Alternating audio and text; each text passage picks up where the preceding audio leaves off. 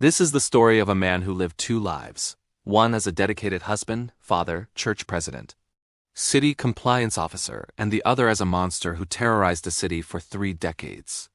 This is the story of Dennis Rader, the self-proclaimed BTK Strangler. The story begins not with a monster emerging from the shadows, but with a family vanishing into the silence. The Otero family, Joseph, his wife Julie, and their 2 young children, Josephine and Joseph Jr., were the first to fall victim to the man who would become known only by his terrifying initials. The brutality of the crime scene was shocking even to seasoned police officers. The sheer, cold-blooded efficiency of the attack suggested a killer who was not driven by passion or impulse, but by a chilling, calculated desire for control. The psychological shockwave that rippled through Wichita, Kansas, was immediate and profound. A sense of safety, a fundamental human right, was instantly revoked. People stopped trusting the darkness outside their windows, and perhaps more tragically, they began to distrust the quiet, unassuming people next door. The killer had not just murdered 4 people. He had murdered the peace of an entire community. This initial act of terror set the stage for a decades-long nightmare, where the absence of a suspect was as terrifying as the crimes themselves. The police had no leads, no witnesses, and no clear motive beyond the obvious sadism. The killer was a ghost, and the city was left to grapple with the terrifying possibility that the person who committed this unspeakable act was still among them, watching, waiting. This is the fear that Rader cultivated, the fear that he fed on, and the fear that would define his entire criminal career. He had successfully created a vacuum of terror, and he was the only one who knew how to fill it. This initial devastating act was the foundation of his power, and he would spend the next 30 years ensuring that the fear never truly went away. Imagine a quiet suburban street in Wichita, Kansas. On a cold January morning in 1974, the Otero family, Joseph, his wife Julie, and their 2 young children, Josephine and Joseph Jr., were preparing for their day. They were an ordinary family in an ordinary home. But on this day, their lives would be brutally and irrevocably ended by a man who had broken into their house with a terrifying, premeditated plan. He bound them, he tortured them, he killed them, and then he simply walked away, vanishing back into the fabric of the community. This was the first act of a serial killer who would not be caught for over 30 years. What kind of person can commit such an atrocity and then go home to his wife and children? What kind of darkness can hide behind the mask of normalcy for so long? This is the central, chilling question of the BTK case, and it's a question that cuts to the heart of psychological true crime. Dennis Rader was a man obsessed with control. He didn't just want to kill. He wanted to dominate, to terrorize, to own the last moments of his victims' lives. He gave himself the moniker BTK, which stood for bind, torture, kill, a name that perfectly encapsulated his sadistic methodology. The binding was essential. It was the physical manifestation of his power, the moment he stripped his victims of all agency. The torture was the psychological extension of that power, the prolonging of their terror for his own gratification. And the kill was the final, ultimate act of control. But Rader's need for control extended beyond the crime scene.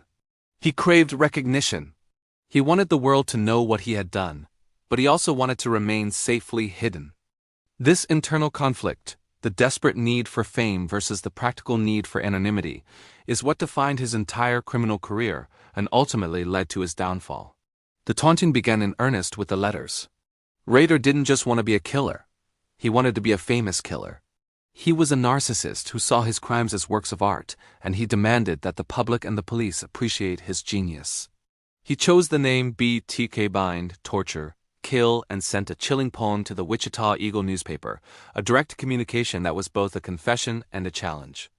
This was a man who was not satisfied with the private thrill of his crimes. He needed the public validation, the fear he could generate on a mass scale. His letters were filled with self-aggrandizing language, attempts to correct the police's understanding of his methods, and even suggestions for how they might catch him, a twisted form of intellectual sparring. He was playing the role of the criminal mastermind, and the entire city was his audience. This need for external validation is a critical psychological component. It suggests that the private act of murder was not enough to satisfy his ego. He needed the echo of his terror to reverberate through the media. This is why he resurfaced after years of silence. He felt forgotten. He felt his work was not being properly appreciated. This is the fatal flaw of the narcissistic killer. The ego demands a spotlight, and the spotlight eventually leads to exposure.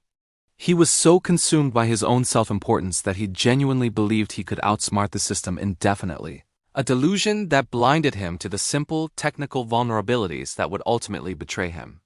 He was a man who saw himself as a legend, and he couldn't bear the thought of his legend fading into obscurity. This desperate, pathological need for fame was the engine of his communications, and the slow, agonizing process of his capture.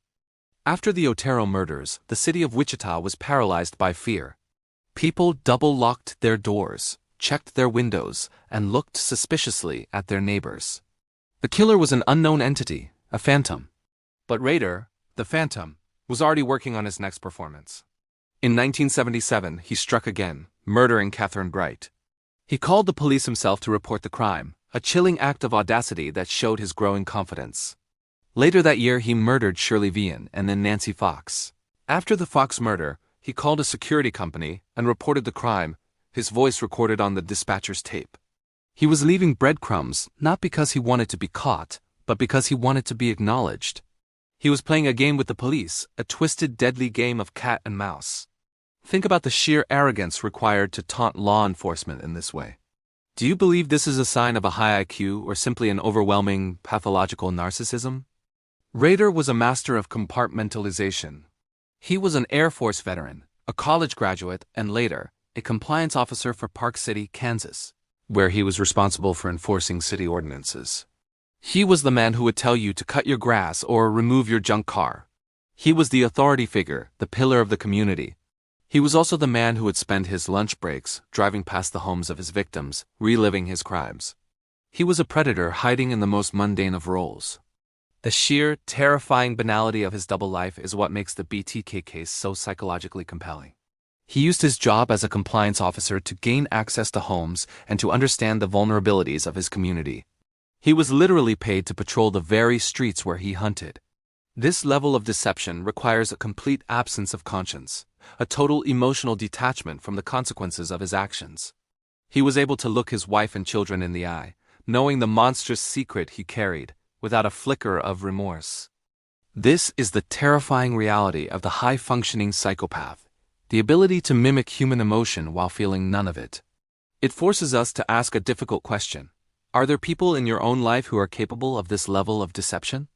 The answer, in the case of Dennis Rader, is a resounding and terrifying yes. His life was a masterclass in how a predator can thrive in the heart of a trusting community. He was the ultimate wolf in sheep's clothing, and the longevity of his deception is a testament to his pathological skill. His life was a meticulously constructed facade. He married his wife Paula in 1971. They had 2 children. He was active in his Lutheran church, serving as the church council president. He was a Cub Scout leader. To his neighbors, he was Dennis Rader, a bit rigid, perhaps a little strange, but utterly harmless. This ability to maintain a double life for so long is a terrifying testament to the power of the psychopathic mind. The murders continued sporadically. In 1985, he murdered Maureen Hedge. In 1986, Vicky Wegerle. And in 1991, his final known victim, Dolores Davis. After the Davis murder, Rader went silent. The city breathed a collective sigh of relief. The police assumed he was dead in prison for another crime or had simply moved away. The case went cold. For 13 years, Dennis Rader lived a life of quiet domestic bliss. He raised his children, went to work, and attended church. He was the monster under the bed who had decided to take a long nap. But the monster never truly sleeps. In 2004, Rader's narcissism, his desperate need for the spotlight, resurfaced. He began sending a series of letters and packages to the media and the police. He included chilling artifacts, like a doll posed to represent one of his victims, and copies of his victims' driver's licenses. He was essentially demanding that the world remember him. He was tired of being forgotten. This is a classic psychological pattern for serial killers who stop killing. They often substitute the act of murder with the act of communication. The letters became his new way of binding, torturing, and controlling the public. In one of his most famous communications, Rader asked the police if he could communicate with them via a floppy disk without being traced. The police, in a brilliant move of psychological warfare, responded through a newspaper ad, telling him it would be safe. Rader, the arrogant, self-proclaimed genius, took the bait. He sent a purple floppy disk to a local TV station. The disk contained a deleted Microsoft Word document. Forensic investigators were able to recover the document, and within the metadata, they found two crucial pieces of information. The document was last modified by a user named Dennis, and it was created at the Christ Lutheran Church in Wichita.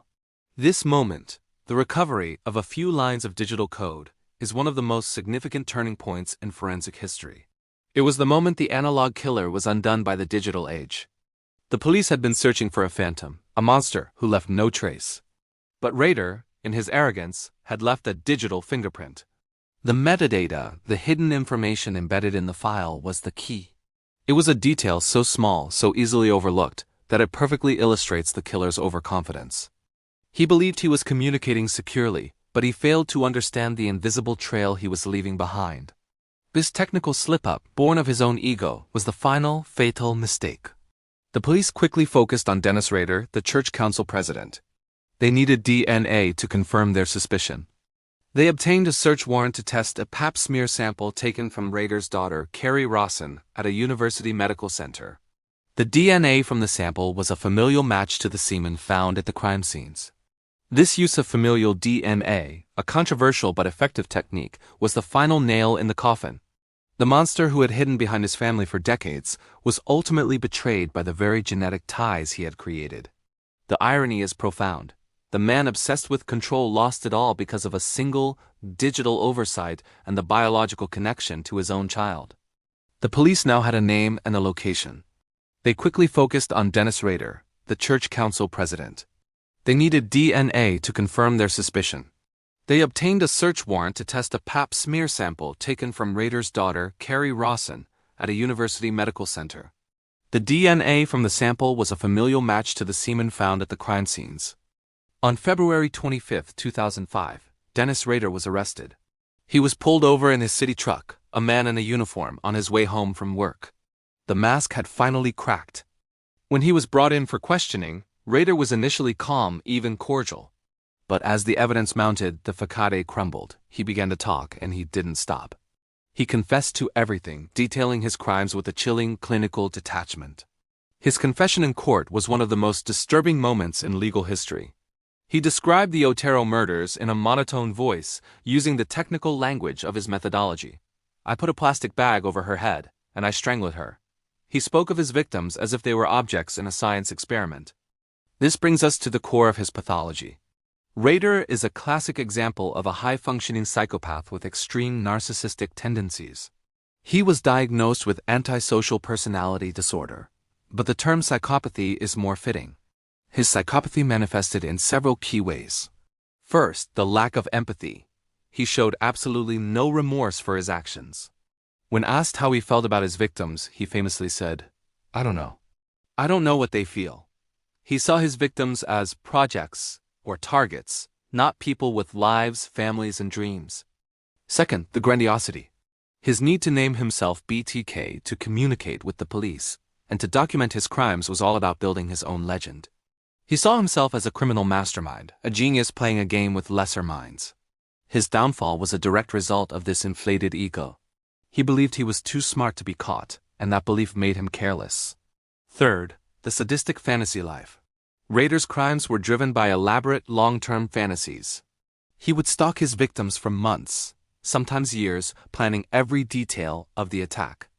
Rader's trial was not about guilt. It was about the penalty. The prosecution sought the death penalty. But because the crimes were committed before Kansas reinstated the death penalty, he was sentenced to 10 consecutive life sentences, one for each victim.